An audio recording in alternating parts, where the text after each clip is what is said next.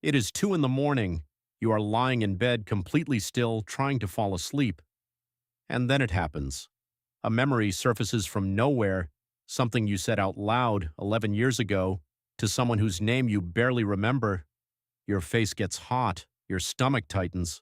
You actually groan out loud in the dark room. And the strange part is this: nothing about your current situation requires this memory. Nobody is here, nobody is judging you, and yet your brain has decided for the 40th time that tonight is the night to replay it again. This is not a personal flaw. This is not anxiety malfunctioning at random. This is one of the most precisely engineered systems your brain has ever built. And once you understand what it is actually doing, the 2 a.m. cringe spiral will never feel quite as random again.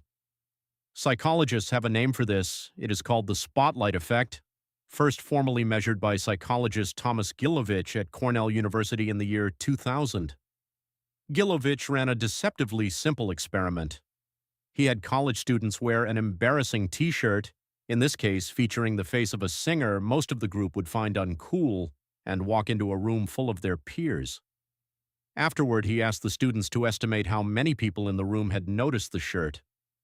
The students guessed on average that about half the room had clocked it. The actual number, confirmed by directly asking the observers, was closer to 20%.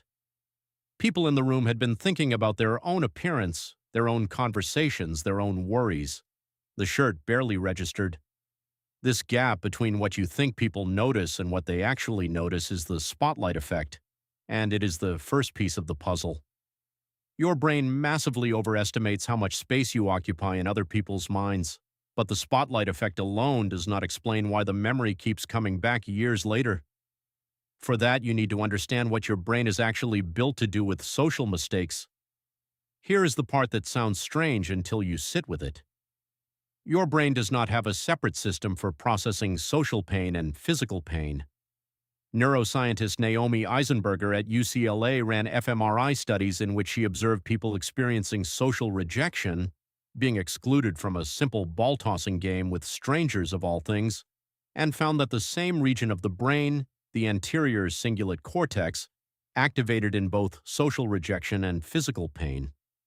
Your brain on a neurological level treats being embarrassed in front of other people the same way it treats stepping on a nail. This is not a metaphor. This is the literal architecture of your nervous system. Why would evolution build it this way?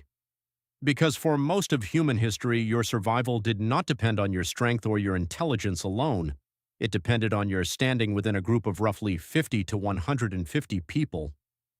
Anthropologist Robin Dunbar's research into hunter-gatherer band sizes shows this was the upper limit of stable human relationships for nearly all of human existence. In a group that small, your reputation was not a soft, abstract concept. It was a resource as critical as food or water.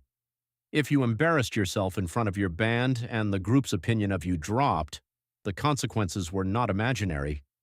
You might get less food at the next distribution, you might be excluded from a hunting party. In the most severe cases, ostracism from a small hunter-gatherer group could be a death sentence, because survival outside the group, alone, against predators and environment, was nearly impossible. So your brain evolved a system that treats social missteps as genuinely dangerous, not because being slightly awkward at a party is actually life-threatening today, but because for the 99.9% of human history before parties, awkwardness in front of the group sometimes was. This explains why the memory hurts, but it still does not explain why it replays. For that, you need to understand a specific cognitive habit called rumination and the way memory consolidation actually works while you sleep. Neuroscientist Matthew Walker at UC Berkeley has spent decades studying what your brain does to memories during sleep, particularly during a stage called REM sleep. During REM, your brain is unusually active in the amygdala, the region responsible for processing emotional intensity, while simultaneously suppressing the release of noradrenaline, a stress-related neurochemical. Walker's research suggests this combination allows your brain to reprocess emotionally charged memories in a kind of safe rehearsal space, stripping some of the emotional charge while reinforcing the memory itself. In theory, this is supposed to help you, Process the memory, file it away, keep the lesson, lose the sting.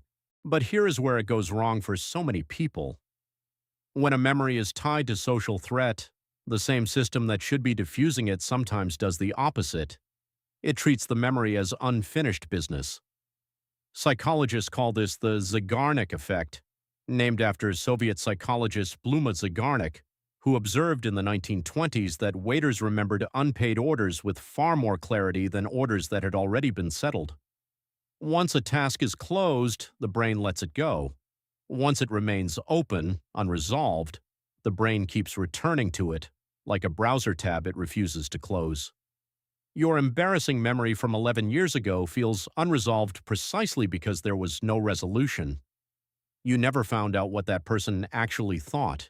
You never got to explain yourself, correct the moment, or see the consequences play out and disappear. The event ended, but your brain's accounting of it never got closed out. So it stays open, a permanent tab running quietly in the background, occasionally flashing back into focus at 2 in the morning when your mind has nothing else to do. Now, here is the part that should change how you feel about all of this. The same circuitry causing you to relive an awkward comment from over a decade ago is not a glitch. It is a feature that, in the right context, made early humans remarkably good at learning social rules quickly and permanently. A single sharp memory of social humiliation taught your ancestors, in one instance, what an entire lifetime of careful trial and error might not have taught them otherwise. The system is not broken. It is simply running at a sensitivity calibrated for small tribal life, now operating inside a world of social media, large cities, and strangers you will never see again. This is also why the same memory rarely bothers the other person involved nearly as much as it bothers you. They were the audience, briefly. You were the actor under the spotlight. Their brain filed the moment as minor, forgettable one blip among thousands of social interactions that week. Your brain filed it as a 5-alarm threat to your group standing, because that is precisely the kind of event your nervous system has been finely tuned, across millions of years, to never forget.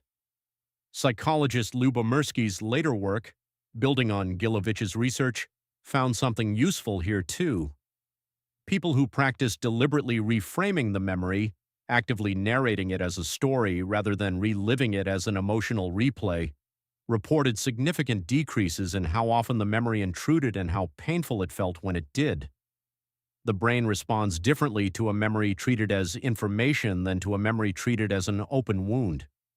So the next time it surfaces, at 2 a.m. or in the middle of a meeting or in the shower for no reason at all, you now know what is actually happening. It is not a personal failure. It is not proof that you are uniquely awkward or unlikable.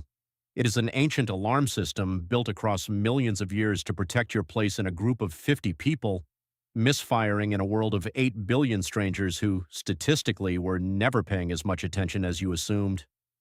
Tonight, when you are lying in bed and that old memory surfaces uninvited, you will know exactly what it is. Not a verdict on who you are, just a very old, very loyal piece of biological code, still standing guard over a tribe that, in the form it once protected, no longer exists.